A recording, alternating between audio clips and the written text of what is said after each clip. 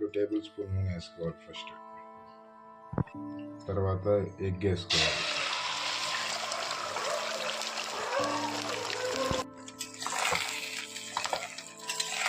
Egg బాగా roast చేసుకోవాలి. వేయాక separate చేసుకోవాలి. ఎగ్ని 2 టేబుల్ ఆయిల్ వేసుకోవాలి. మళ్ళీ పచ్చిమిరపకాయలు 2 పచ్చిమిరపకాయలు వేసుకొని బాగా వేయించుకోవాలి. మళ్ళీ ఆనియన్స్ వేసుకొని బాగా వేయించుకోవాలి. మళ్ళీ కరివేపాకు వేసుకొని వేయించుకోవాలి. ఫ్రై చేసుకుని ఎగ్ని వేసుకోవాలి.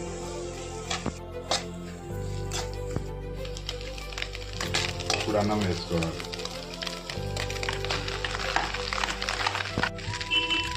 చిల్లీ పౌడర్ వేసుకోవాలి.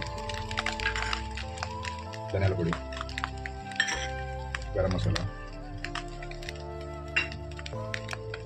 తగినంత ఉప్పు.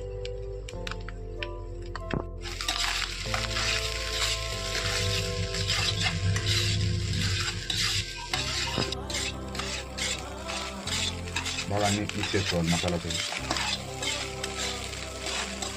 3 మినిట్స్ బాగా ఫ్రై చేసుకొని దింపేసుకోవాలి.